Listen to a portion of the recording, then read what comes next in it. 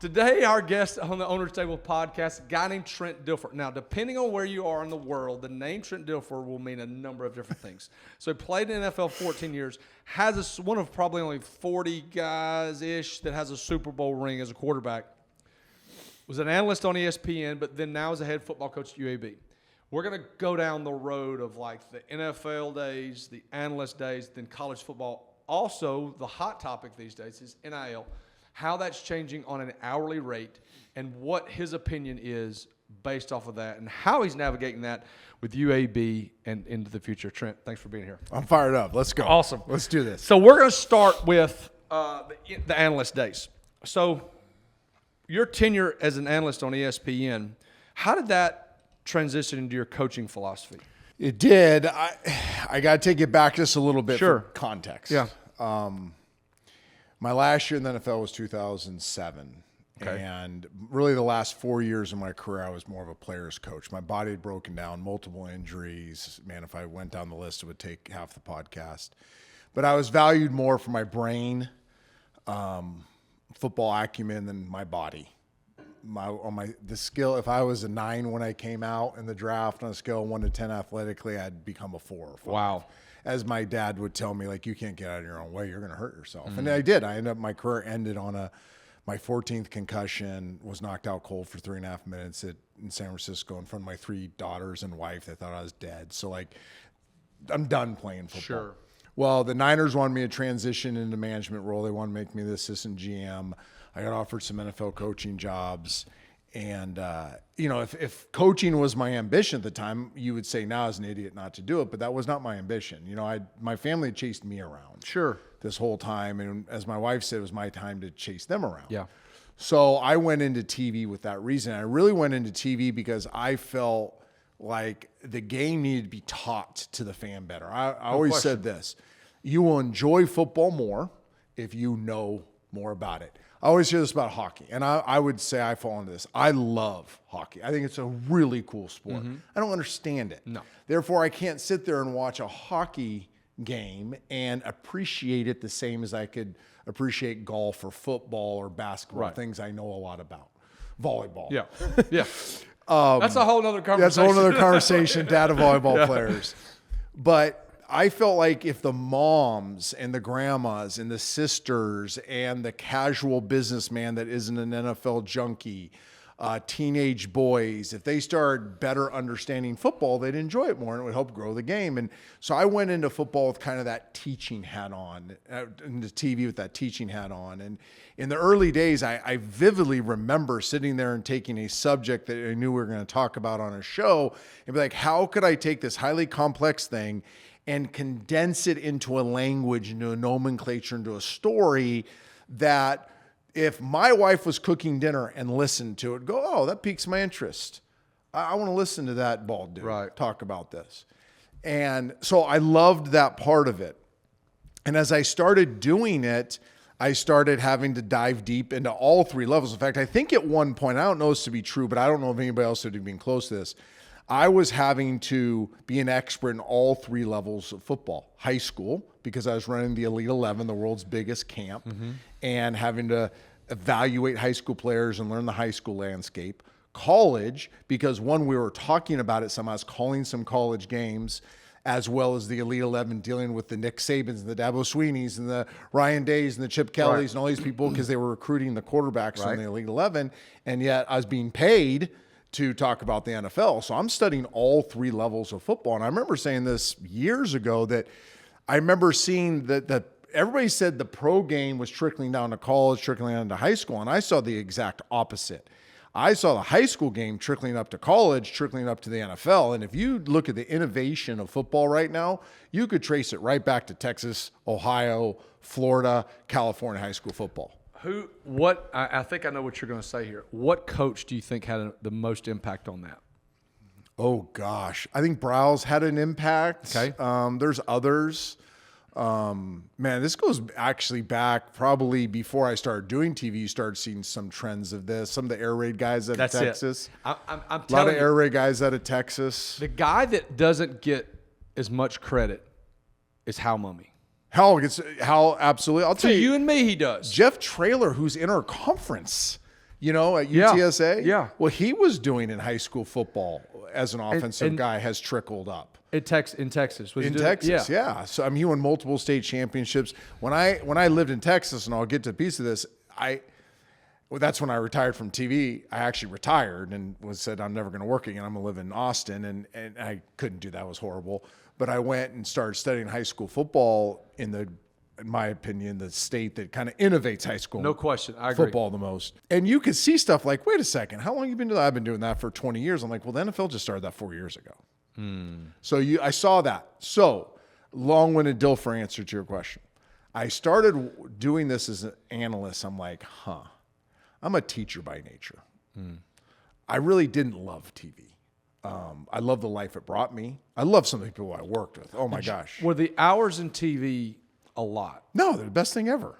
Was it I worked really? 40 days a year and made a ton of money. And then I commuted from the West Coast. I had red eye from SFO into New York, car service up to Bristol, not sleep for 2 days. You know, I'd work all day Sunday, go back in a car service, go back down to New York after the late Sports Center Sunday night. So 1 a.m. to call it 3:30 a.m., get to a hotel, sleep for a couple hours, jump on the first flight to Monday Night Football, do the Monday Night Football production meeting, do the show Monday night, and either fly back that night after the game private or fly back commercial the next morning. I mean, I did that for 9 years. So Tuesday, Wednesday, Thursday, Friday. I was a dad.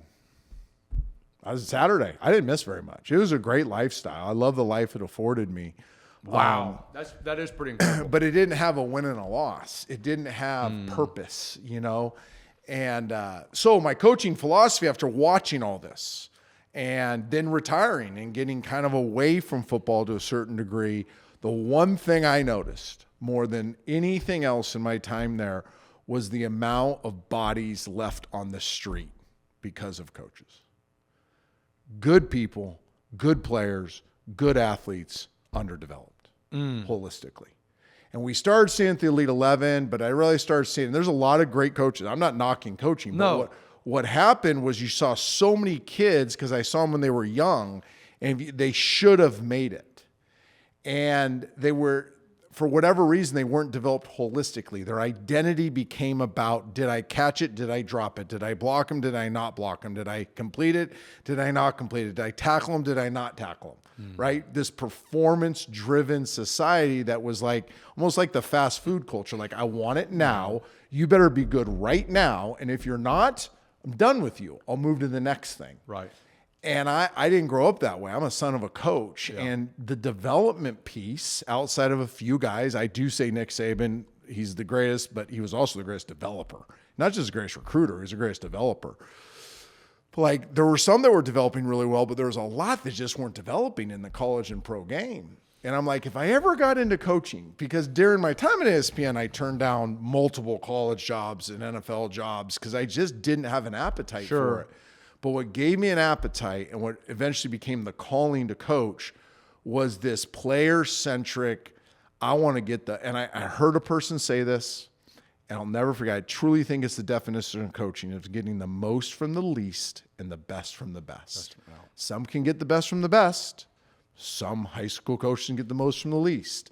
The art is, can you do both? Can you do both? Can you recruit the 5-star and turn him into a Hall of Famer? Right. And can you recruit the guy that can't walk and chew gum but has potential and turn him into a contributor? To a player. Make them the best of what God designed them to be. And that's what fired me up. I woke up one morning, I felt called to coaching. The hair on my arm was tingling. I felt the voice of God in a church pew say, why do you keep saying no? And I said, this is what I'm going to say yes to. I'm going to say yes to helping people reach their God-given potential. So one of the most important people in my life, my dad was obviously a coach for 27 years in state, Hall of Fame in the state of Alabama. But he is probably one, and the other guy's 1A is a guy named Jeff Smith. He's still coaching the state of Alabama. Has probably the most impact on me ever. Who is the number one coach that had the most impact on you at any level? Most impact would be Clyde Christensen. He's kind of my football hero. Clyde, unfortunately, after he coached me, had to go coach these other duds named Peyton Manning, Andrew Luck, Tom Brady, Matthew Hasselbeck. I mean, it was a total buzzkill from him. Total drop-off. Yeah, total drop-off after me. But Clyde, And I do have to pay some. Jeff Tedford, I was the first of his 6 first-round quarterbacks that he developed. My head coach in college, Jim Sweeney, they kind of taught me the football toughness. I think you have to be a tough guy mentally and physically to play this game at a high level and to endure.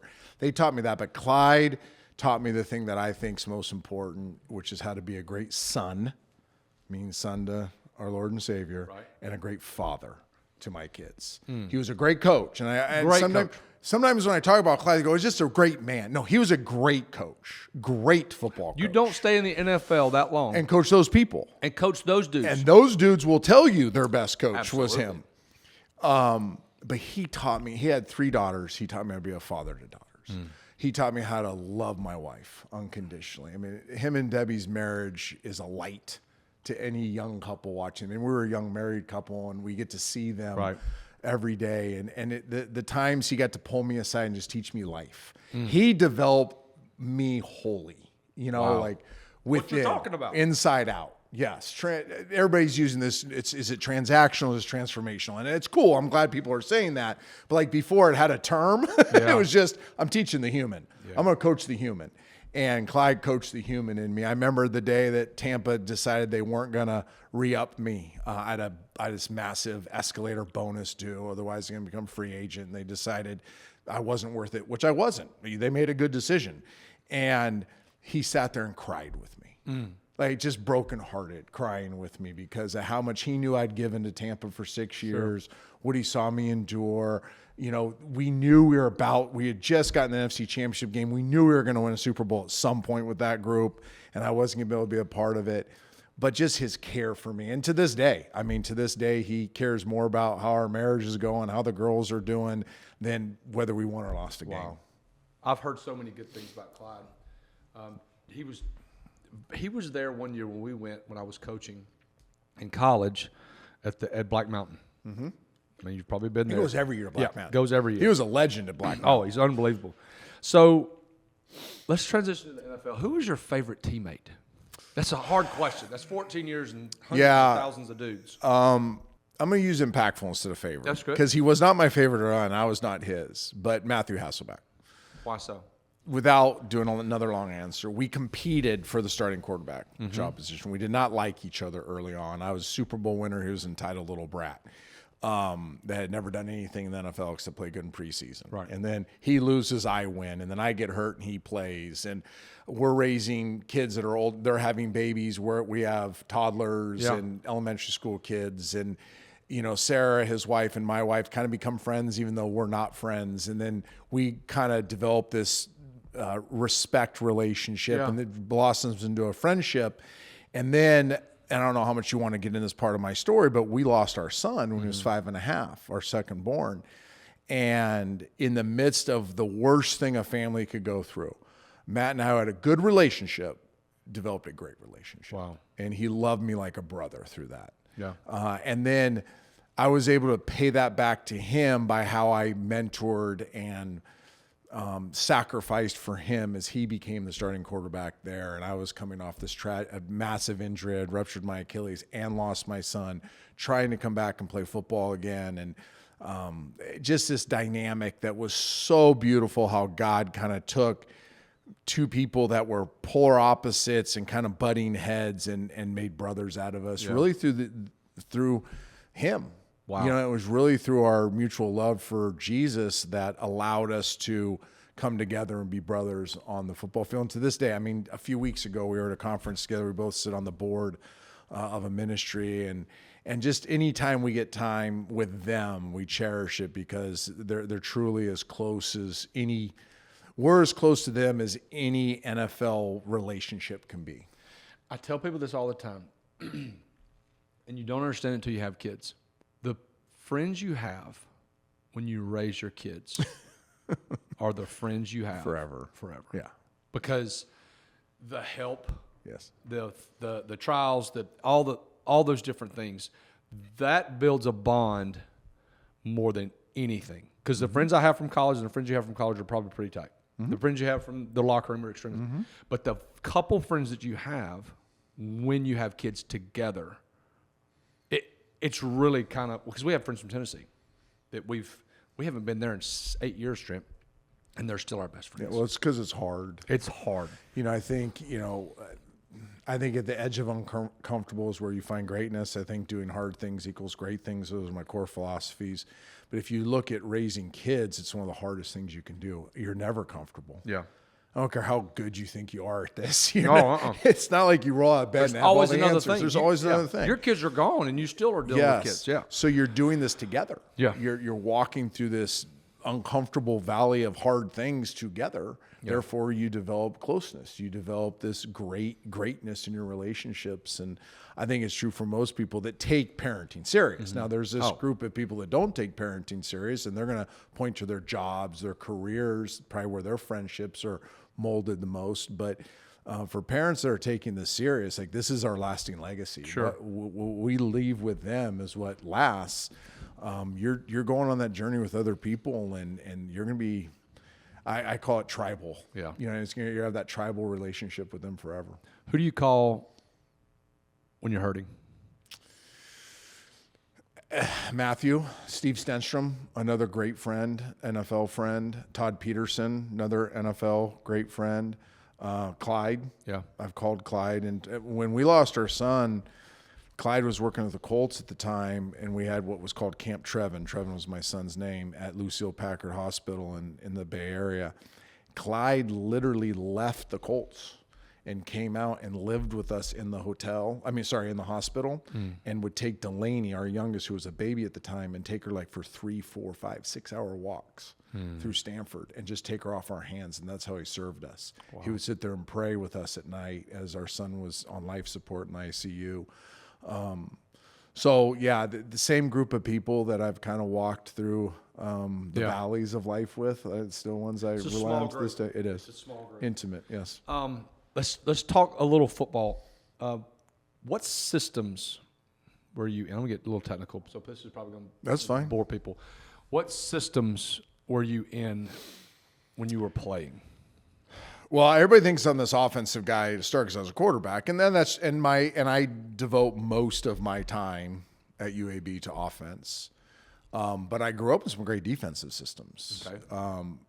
Part of that Bucs defense, I learned Tampa 2 defense from Monty Kiffin. And Tony Dungy, who invented it. Yeah. So I sat in their cubicles at One Buck Place and learned every rule of Tampa 2 defense and 3 buzz and 3 insert and fox and overload strong and weak and all the complements to it. And then Baltimore, the greatest defense of all time, we won a Super Bowl with. Yeah. So got the Marvin Lewis, Jack Del Rio, Rex Ryan iterations of defense. They were all on the same staff. So those are kind of the defensive systems I'm most familiar based. I think playing a 2-high shell with a dominant defensive front and letting linebackers roam to make tackles is the best way to play defensive football. I think that's the thing they both had in common. Right. Marvin's more of a 2-gap guy. Tony more of 1 gap. At the end of the day, they want their linebackers to run and make plays. To be free. Defense to either create havoc vertically or horizontally by 2-gapping. And then stay in a 2-high shell as much as possible and be able to stop the run that way. Yeah. You don't want to bring extra pressure unless you have to, yada, yada, yada. So that's deep. People think that those guys were big blitzers, and they weren't. No. I always use the pitch analogy. Their fastball was 2-high shell zone. Right, that was their 98-mile-per-hour fastball. Yeah. But boy, when they broke that thing off on the breaking ball, that was a weak side blitz. Or they throw that 4-finger change. Yeah. It looks like a fastball coming out. That was the other blitz. So they were impactful blitzers. Sure. They're the strikeout pitches. Yeah. Using the pitching analogy. Offensively, I have a really diverse stream. I figured you did. This would take all day. I would say I grew up conservatively, son of an offensive line coach. Became aggressive, Jeff Tedford, Jim Sweeney, reverted back to a conservative nature in Tampa, the kind of the ground and pound days, that Baltimore. Who was your coordinator in Tampa? Mike Shula. Mike Shula, Tony hired Mike, very vanilla, boring, eye back. People in Birmingham know. Yep, non-innovative. But, I mean, you could win with it if you played great defense. Baltimore, we weren't as boring, but still equally conservative. And then I had West Coast roots through this. Okay. Because I was always a student of the game. So I was always studying the game in the offseason. I was enamored by what Holmgren was doing. I had a relationship with Bill Walsh, so I could go back and kind of dip into that relationship. Did you ever play in it? So I went to Seattle and I played for Holmgren. Did. That's right. And that is where I think it all came together. The whys of offensive football came together. Studied a lot of Mike Martz, then got to play for Norv Turner. So wow. Norv was one more element to kind of piece it all together. His kind of San Diego Chargers background, how Norv grew up, then into the Cowboys, and he had started combining some West Coast philosophies to his numbering tree and his vertical passing game. So Norv was a digit guy. Is that correct? He was a digit guy, and he was more run vertical pass. Okay. Where the West Coast was more run the ball through passing it and maintain a balanced run game. But your run game opens up because you're kind of stretching. You're using 53 yards. Yep, you're using 53 yards. Yep. So I started tying it all together.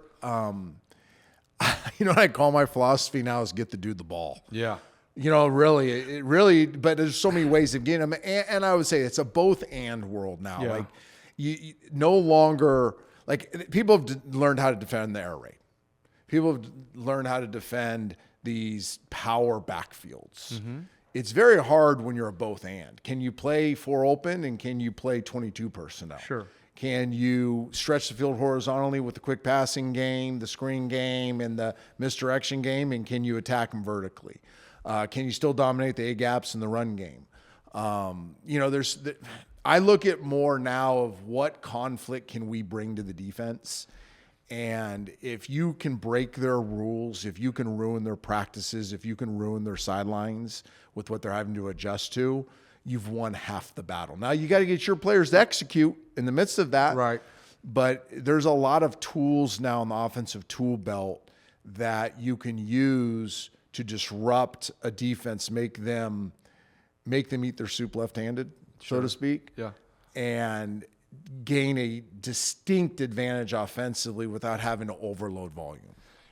Has the game changed to where the schematic part is causing defenses more problems, or is it still their dudes are better than your dudes?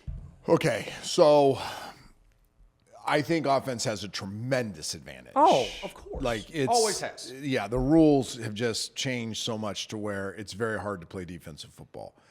The athletes on the defensive front are like we've never seen before. At our level, even at the group of 5 level. 4 guys up front on the defense can still trump any scheme. So that's where the SEC really does. If you just want to make college football very simple, it's the 4 guys up front in the SEC. I think the Power 4 have simplified. Yeah. Go get the best 4 guys up front. I mean, you look at Michigan's run, Graham and those guys. Go back and trace any of these national championship dominant teams. It's going to start with the 4 defensive linemen because it allows you to be safe. Yes. To keep everything in front of you. Play umbrella defense and keep everything in front. Let them do all this stuff. Yep. Because if you can't use those 4, now you have to respond to all the stuff we do. Correct. You have to not respond. You have to react to what we do because you can never be a hat short. And we're always trying to get you in a position where you're a hat short or you're misaligned, where we can create an edge on the defense or a soft spot in the defense because so much is 2 plays built in one. We have plays that are 3 plays built in one. The quarterback can handle so much seed gap read, midline read, second level RPO, horizontal stretch reads. Like we can stretch you so thin that if you don't have 4 dudes up front that can just dominate the game, the offense has the total advantage. Here's the thing. You've got a superior athlete on the defensive line, and you've got the worst athlete on the field on the offensive line, and he's going backwards, and you're going forwards. Yes. But to talk about your hat on a hat philosophy, even if you've got a hat for a hat, or even if you've got 1+, one of those 4 guys beats your guy, it doesn't matter. Doesn't matter. I agree. It doesn't matter. And that's where the different, like you said, that's where the difference is we got it. You look at Alex. Hey, Alex, we got him. But then all of a sudden, the 3 Happens all the time. screws everything up. And you got 10 other dudes doing things right, but that 3 couldn't get blocked. You mentioned Alex. I think he's one of the greatest. I love He's him. one of the greatest minds in offensive football, and me and him will be talking on the phones in a game, and very rarely is he wrong. Very rarely is Alex Mortensen wrong on what's going to work.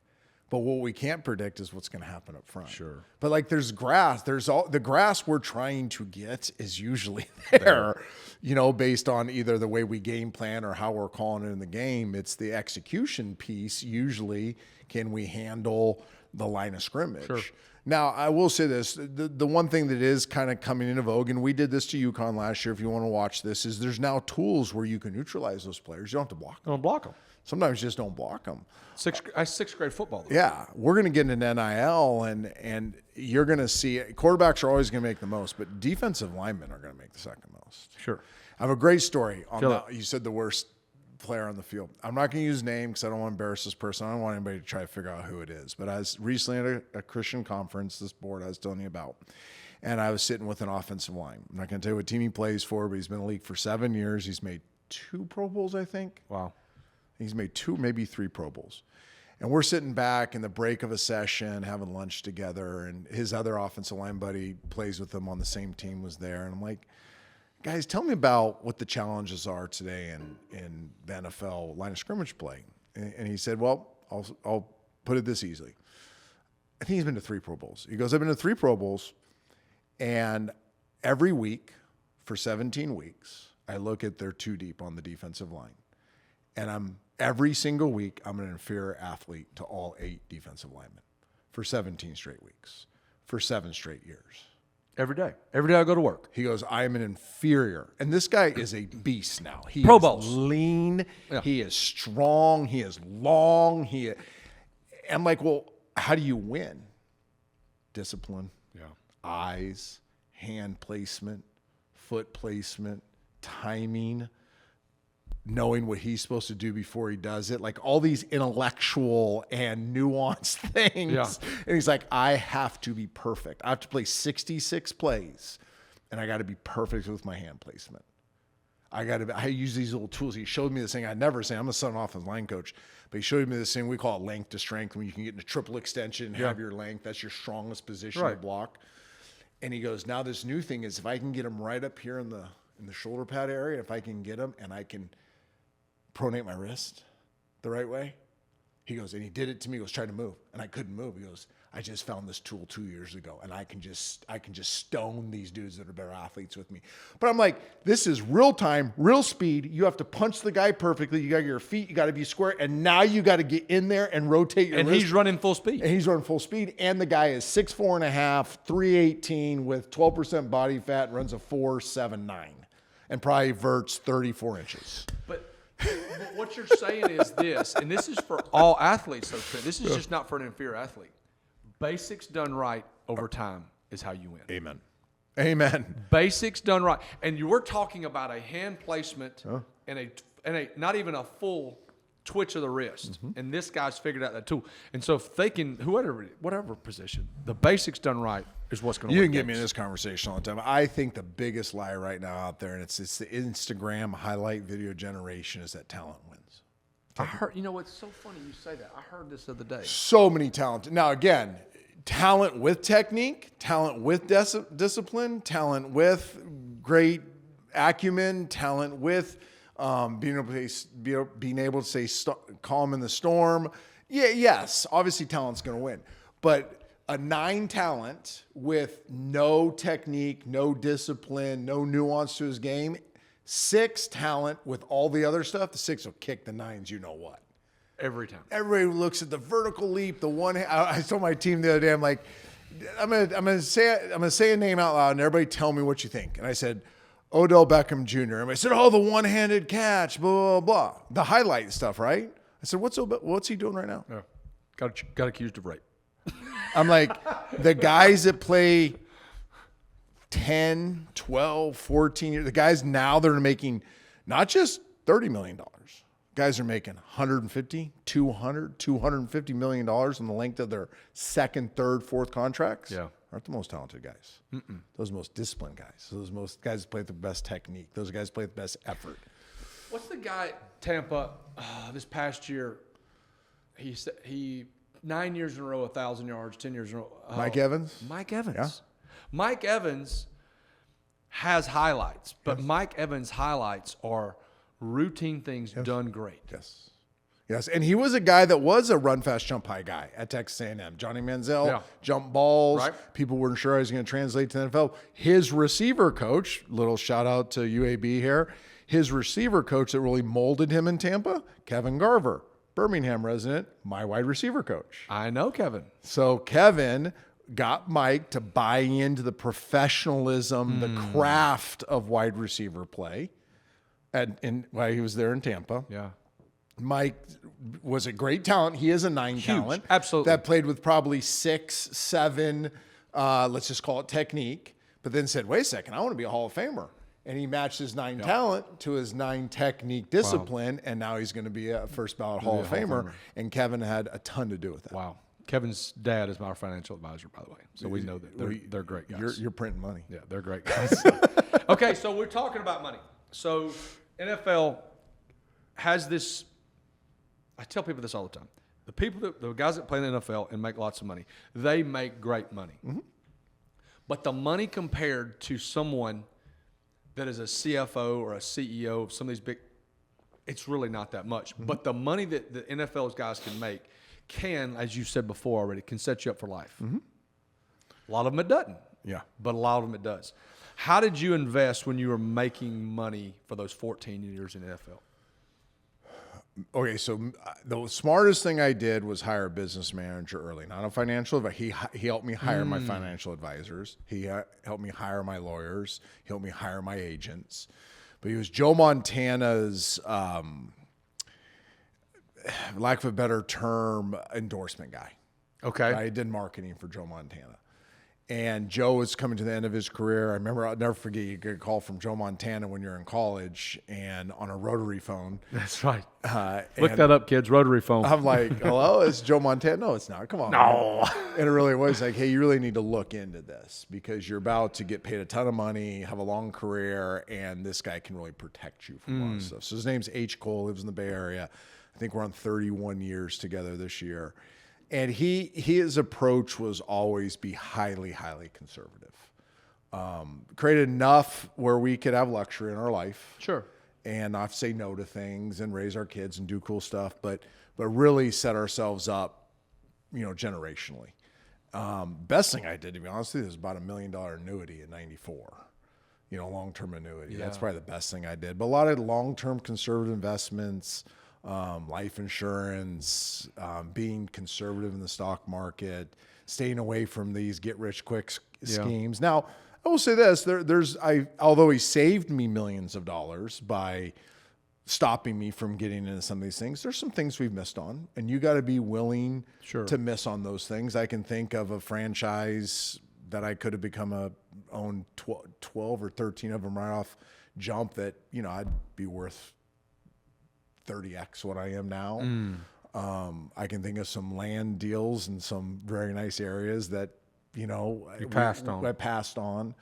But I can think of just the litany of deals I was offered that we said no to. So very comfortable with our long-term investment strategy. We're very, just as believers, we've always believed in giving, being absolutely absurdly generous to kingdom purposed projects. So I am a true believer, and most people probably disagree with me with this, but that's fine. We try to give away a majority of our wealth to kingdom purposes. I believe our rewards aren't in our bank accounts when we die, but in heaven when we go see the Lord. So that's a big part of what we've done. And but yeah, I think I try to tell kids now these college kids are getting money. I'm like, the safest bet is just be ultra conservative until you know a little bit more. Sure. And then the other thing I try not to be an expert in something I'm not an expert in. I try not to pretend like I knew finance. I didn't get a finance degree. Yeah. I don't have financial training. So many professional athletes think they need to look smart by understanding how to make their money work for them. No, you hire people to do that. Yeah. Be great at what you do. Be great at go play football better. Yeah. Make more money.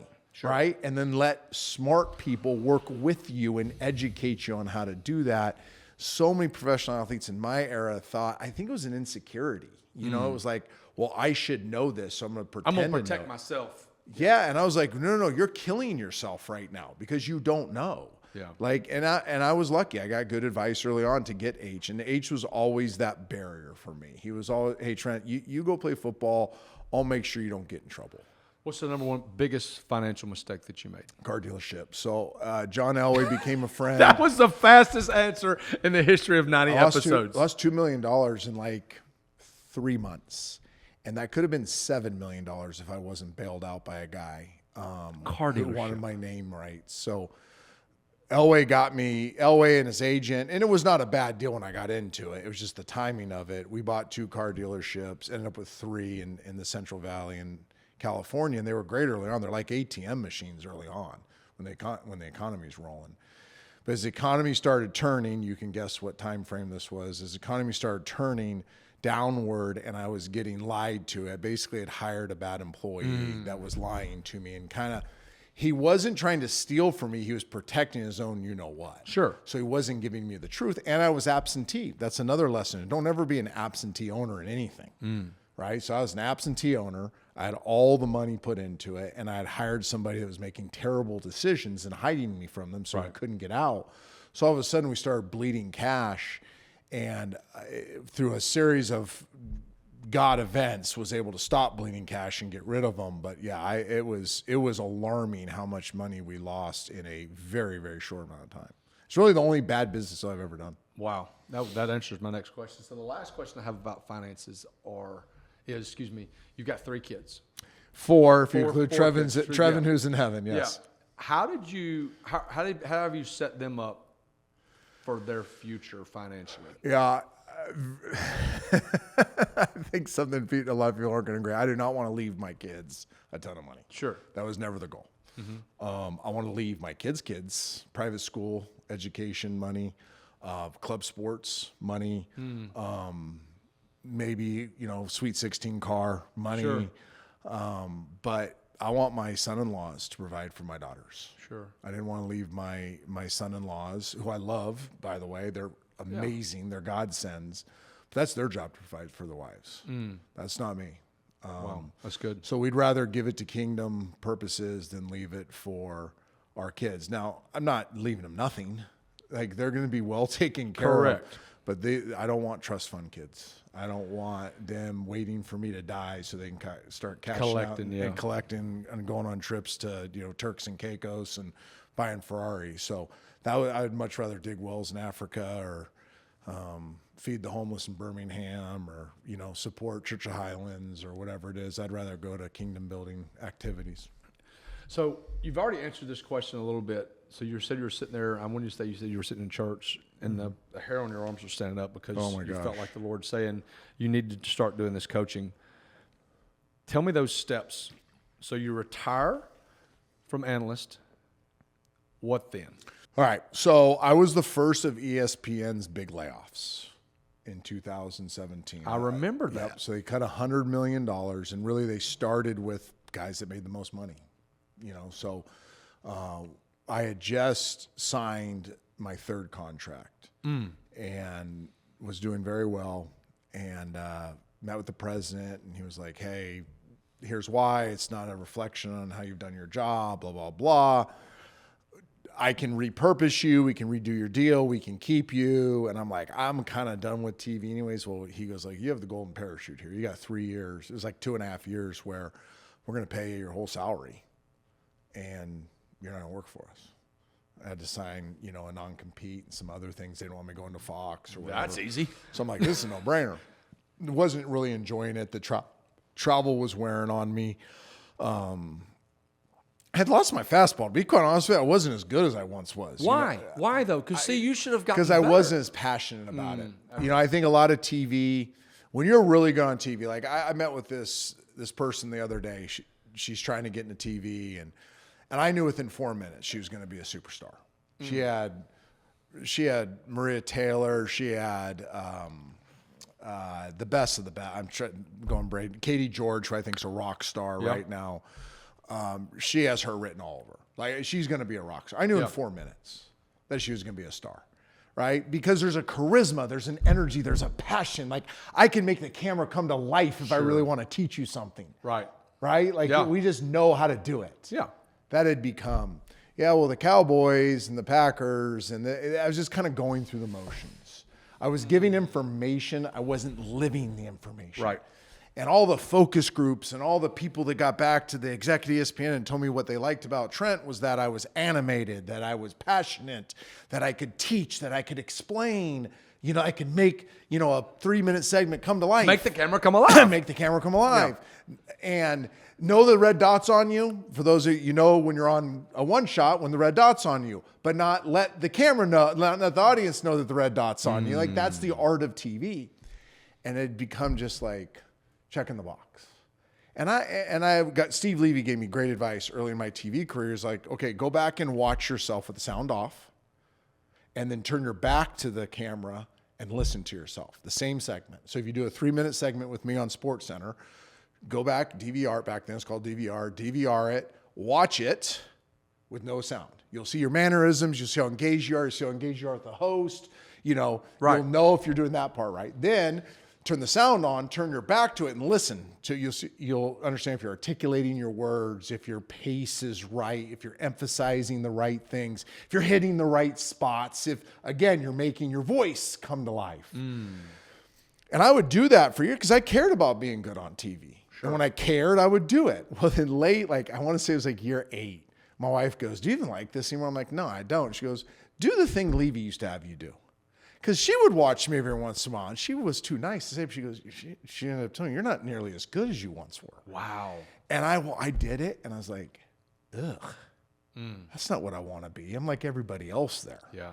I never wanted to be like everybody else. So anyway, why'd I start saying that? Why did we start going down that road? No, the transition. So I get the golden parachute. Yeah. So we get the golden parachute, and we're going to leave Northern California where I'd lived, where the kids gone to school, and we're going to move to Austin, Texas. And we were going to live kind of the bridge life and buy this beautiful house on a lake, kind of the walk off, this is it type deal. I played 218 rounds of golf in 2018.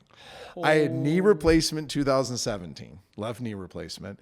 And by the way, if you do it, it's the first month's awful, but after that, my best friend just had both his done. Oh, the first 2 weeks is hell. The first month is rough, but after that, man, the no pain is amazing. I lived in pain for so long.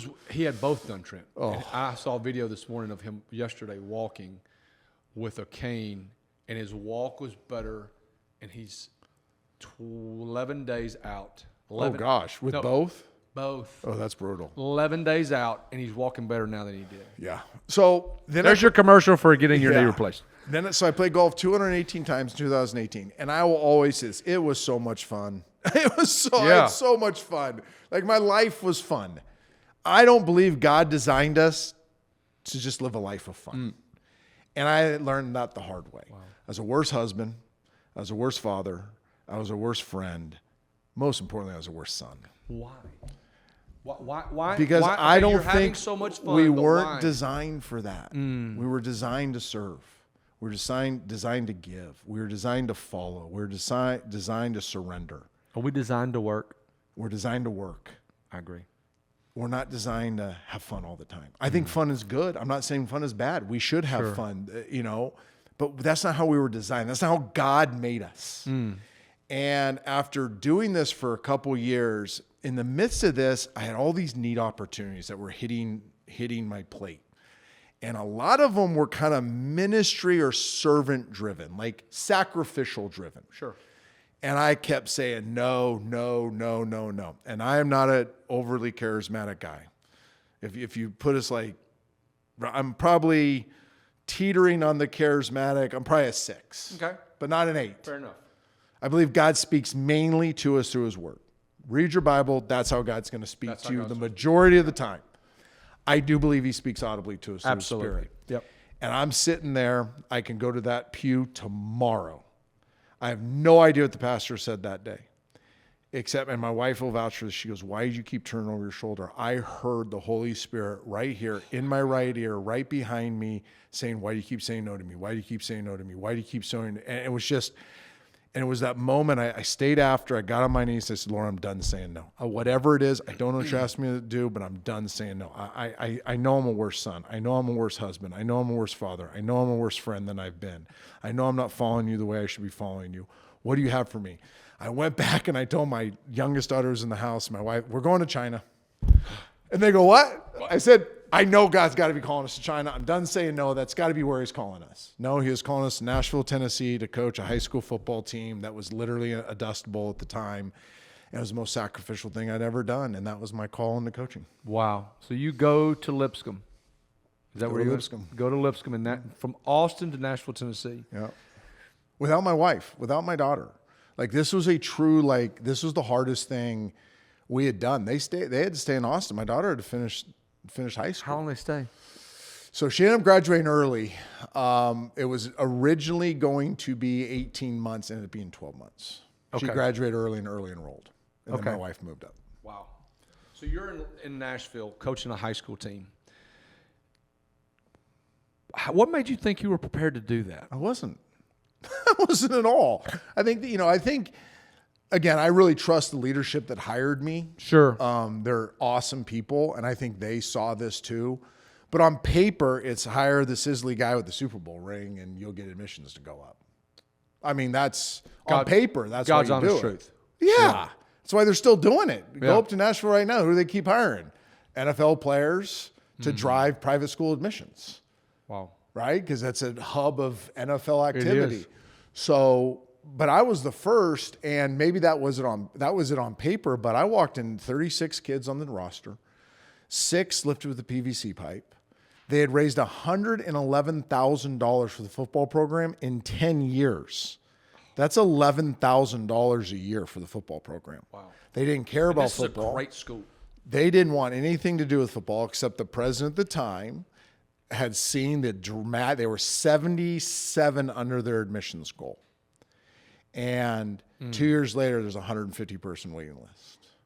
Because of what football, not what I did, trust me, I'm the least of the story, but was able, as the leader, to bring a tribe of people in and create some energy and follow God's leading, and we built something out of the dust that had become pretty attractive. And pretty diverse. That was the other thing too, is all of a sudden, a school that had not had a black coach, all of a sudden I hired 13 my first year. Wow. So all of a sudden you started seeing the demographic, you started seeing some challenging things that this school had not gone through before. Yeah. Now they're having to go through them, and the beauty that comes out of that.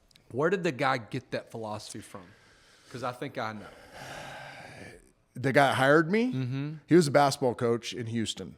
And he had saw it happen in the school he was coaching at in Houston, and really saw, and everybody says it because it's the front porch, right? Like that's the on paper answer. But he also saw that there was something else that needed to happen at that school. There was some reconciliation that needed to go on. There was some energy that needed to be brought into that. There was a purpose that place needed to have, a pride it needed to have again in its people.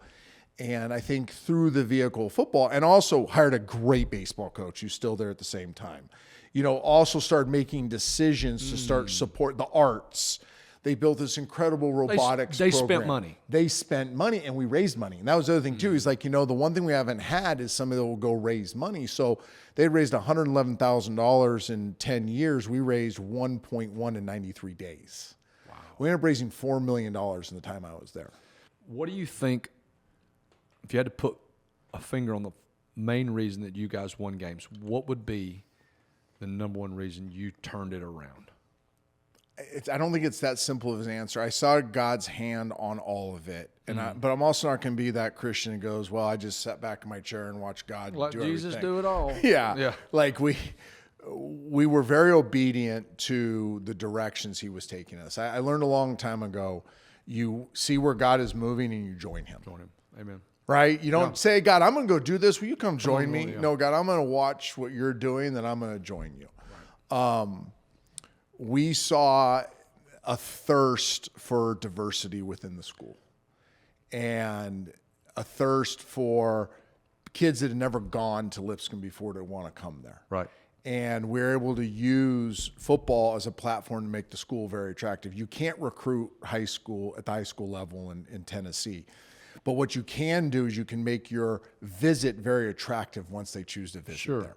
So once they're on campus on their admissions tour, you might as well have called me Nick Saban or Dabo Sweeney. Yeah. Yeah, when they're on campus, within Recruit the rules of the TSSAA, we are going to absolutely. They wouldn't use that word for years because it was illegal. Now, it is illegal to recruit to bring them on campus. But once they choose to go through an admissions tour, oh my gosh, we had the thing strategically laid out like we were a Power 4 conference school. That's right. And we showcased the whole school. Yeah. Like we didn't just spend a ton of time in my office in the football facility. We spent time at the robotics center. We spent time with the coolest teachers. We spent time with a really cool vibe in kind of the quad area. We showed them all the different types of kids that go there. We saw all the different offerings. We showed how we want to holistically develop the child. Well, the mom all of a sudden is like, wait a second, my kid was going to go to this public school, but I can send my child here? We're doing this. And those kids' names now are at Vanderbilt, Tennessee, Missouri, Alabama, Auburn, Iowa. I can go on and on and on. But at the time, they were eighth graders. At the time, they were eighth graders looking for a place to have a great high school experience. Right. So, yeah, it's players, but it's once they, just because he came as a really talented player in eighth grade, I'm not going to use any names, but now he's a ninth grader. He wasn't a very good football player at ninth grade. No. Where I will give ourselves, mainly my coaching staff, credit was the ability to take that really talented kid that still doesn't have the life skills probably necessary to be ultimately successful or uberly successful in life, and then holistically develop that child, both on and off the football field. And now we get these really great citizens that are really great football players, a team that's really, really good. And what we always say is kids are going to make impact when they're done playing football. No, absolutely.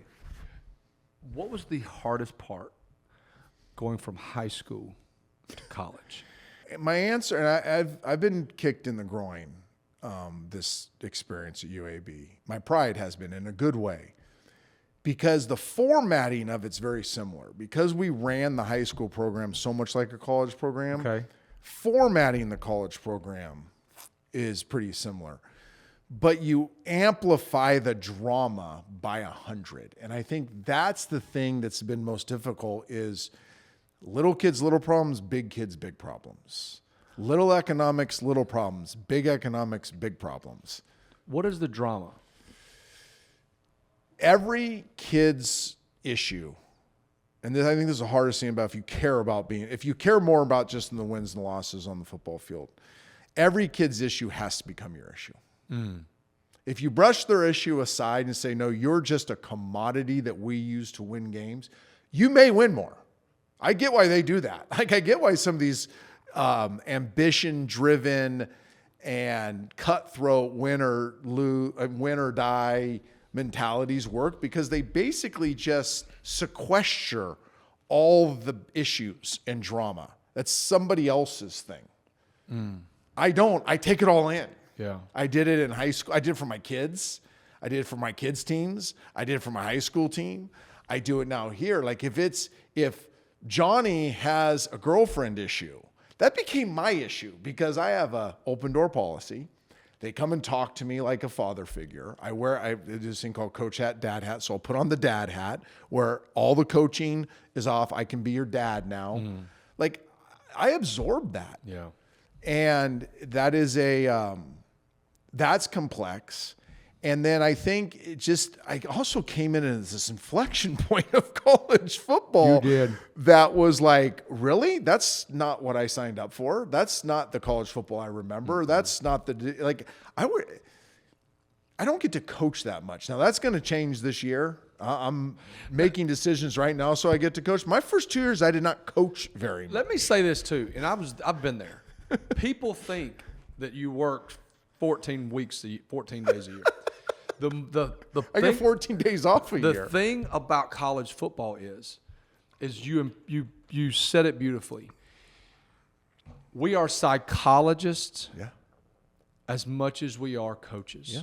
We are therapists as much as we are teaching too high safeties. And people don't really get that, because I will say this. Pat Sullivan had as much impact on me as anyone in my life. He was my quarterback coach for 4 years at UAB. Yeah. Pat Sullivan taught me how to make a steak. Yes. So and that's really simple. Open a bank account. All that. Take care of your apartment. All of it. So I sit there and I go, I obviously worn your hat, but people don't really understand that coaching is such a small part of college football. Such a small part. It is, and it's become less because the one thing now we've added money, and I know at some point you're going to transition to NIL. Money has a golden rule in life. And some people are going to know this as it starts to come out of my mouth, and some this is the first time you're hearing it, but you'll soak on this and you'll go, oh my gosh, this is a true statement. Money makes you more of what you were before you got it. It just makes it larger. Makes you more of whatever you were. That's it. Look who we're dealing with. We're looking for with kids at one-parent households, maybe one of the greatest influences, lived in tough spots, had some tough breaks. Well, now we're giving them money, and it's amplifying all the bad habits. So when I said the drama goes up, we're amplifying all the issues by giving them money. I'm not saying money's a bad thing. I'm all for these kids being rewarded, but I do think we need to make sure that we're very careful with not just handing them money and saying, okay, now go figure it out. Like, we got to educate them through this process too. I think it's part of building a modern day team too. I think some of your better power fours that are winning are doing it. Maybe not last year, but the years prior to that, those teams have done a good job of having some equity within how they pay their players, so it doesn't create that drama. Some financial literacy as a priority within the program, some restraints on how they get the money, how the delivery mechanism is in place. Yeah, I hope that we get to a place where they actually don't get it all in cash. I hope that they get in terms of some long-term savings, not just, hey, here's $20,000 a month. Because we're amplifying the issues that some of these kids have coming into the programs, and we're not making sure that they can stay under our umbrella for 4 or 5 years so we can nurture through the process. They're unrestricted free agents twice a year, so they don't like the discipline we're trying to teach them. Well, they can bolt to where they can go wherever they want. Yeah.